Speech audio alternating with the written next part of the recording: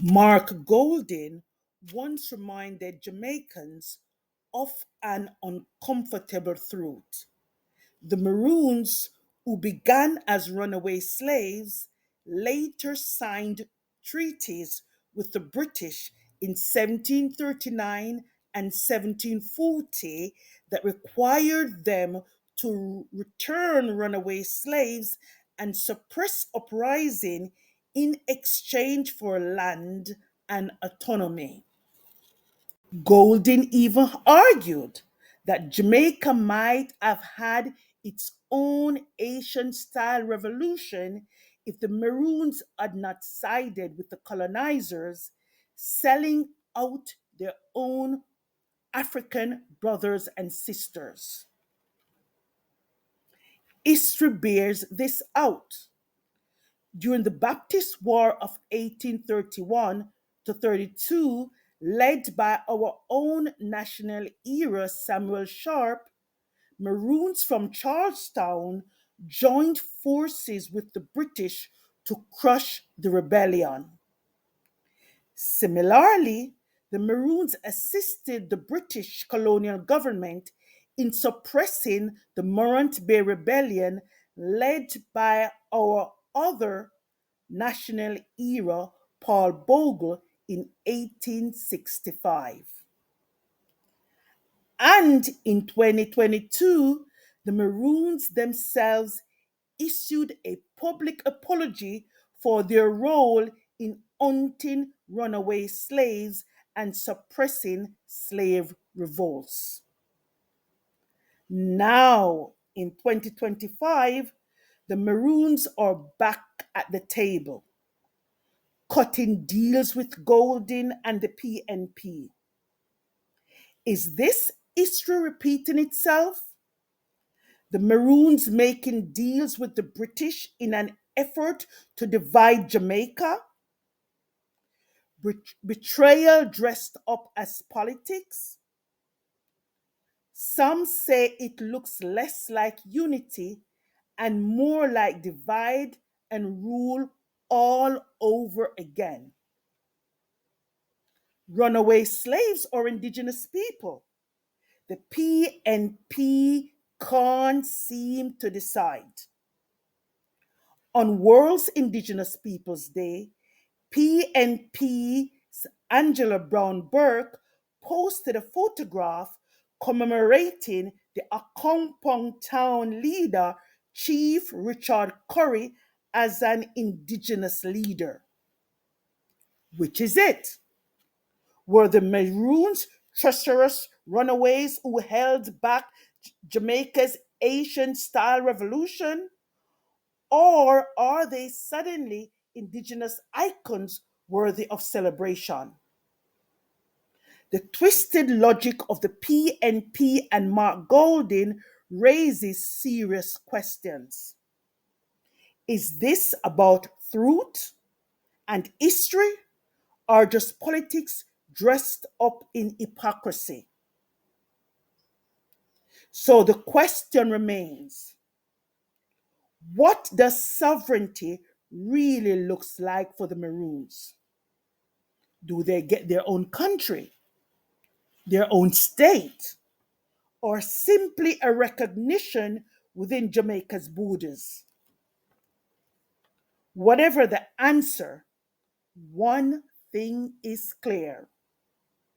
This is not just a historical debate, but a live political issue. If Andrew Holness and the JLP form the next government, they cannot sidestep this issue. The Maroons are asserting identity. The PNP is embracing them. And Jamaicans are left to wonder, are we building unity or planting seeds of division? Mark, can you tell us, as best you can, the story of the Jamaican Maroons? The Maroons. Well, I'm not a historian, but I will attempt to give you a fair summary. I hope I don't make any crucial errors. The first European settlers of Jamaica were the Spanish, who came. Columbus was the first guy from Europe to come to Jamaica, and the Spanish settled there, and they they started the sugar industry, and they brought African slaves to Jamaica, some of whom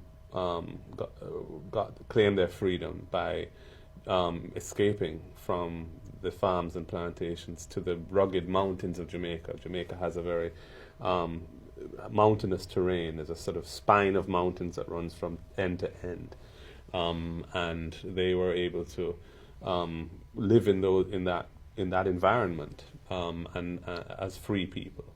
In 1655, the British came to Jamaica.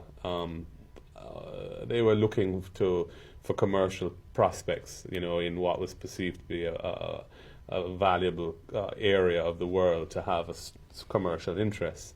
And they ended up fighting a 4-year war with the Spanish to conquer Jamaica. In that war, incidentally, they were struggling until the Maroons, led by a man called Juan de Bolas, who was a Maroon leader, who had originally sided with the Spanish against the British who were coming in, changed allegiances. And with the help of the Maroons, they drove out the Spanish, and Jamaica became a British colony.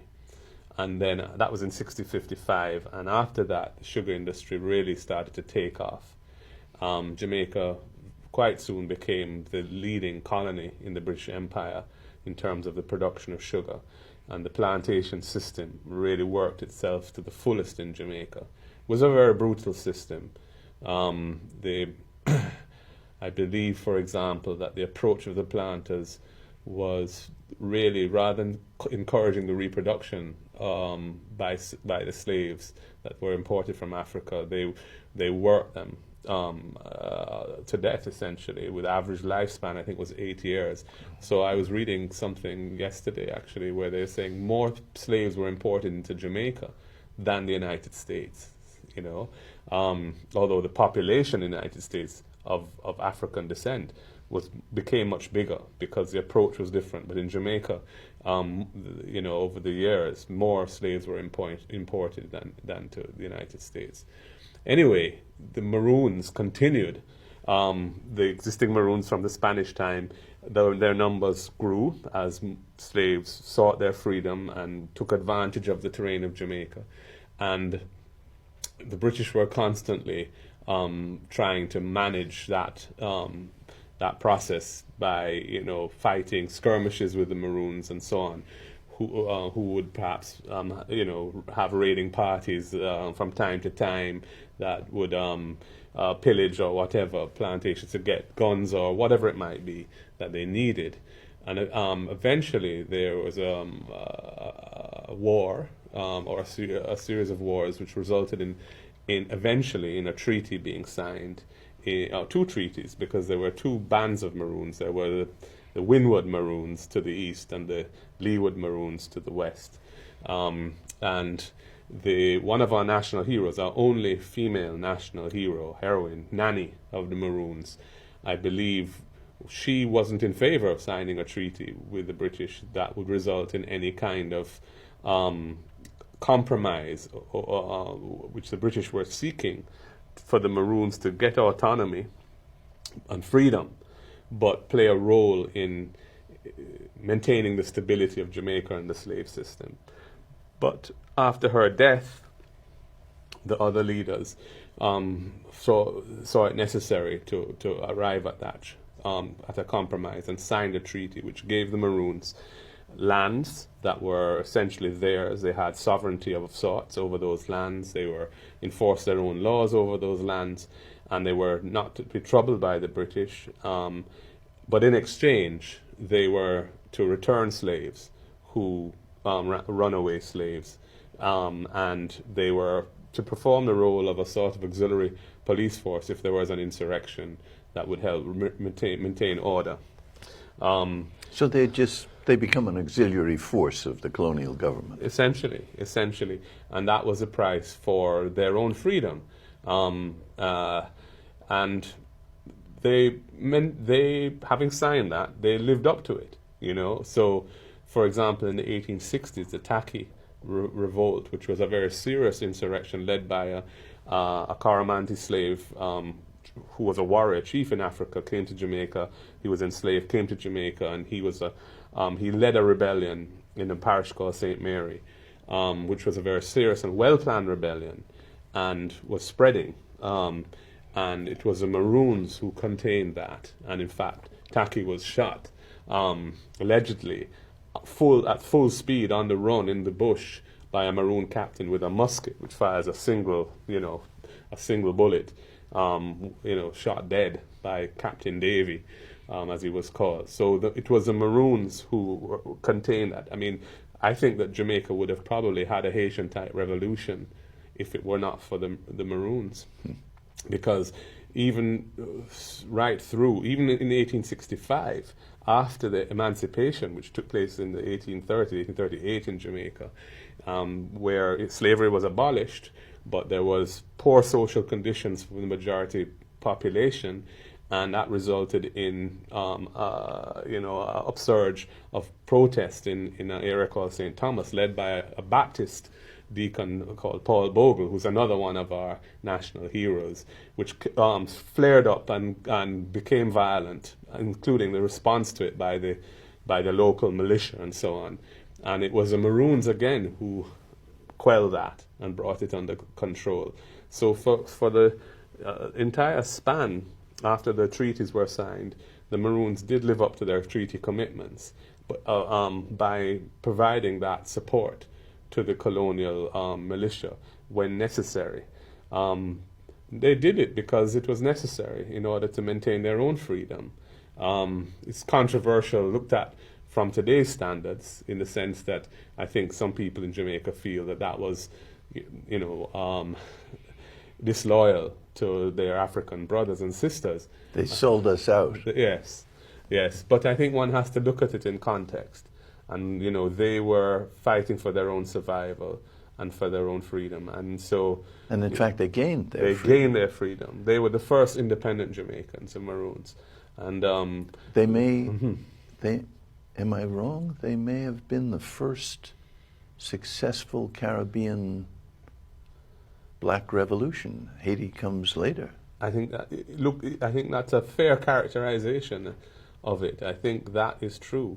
And in fact, it was both in Trelawney Town and Accompong, which is the Leeward Maroons, I believe, and in Moortown, Charlestown, Scotts Pass, Nannytown in Portland, which is the Windward Maroons, and they signed a treaty. Each one signed a treaty, yes. I think a year or so apart, and that was indeed the first in the Western Hemisphere that African people or people of African descent successfully fought for and gained their freedom, and so from that standpoint, respect is due to the Maroons.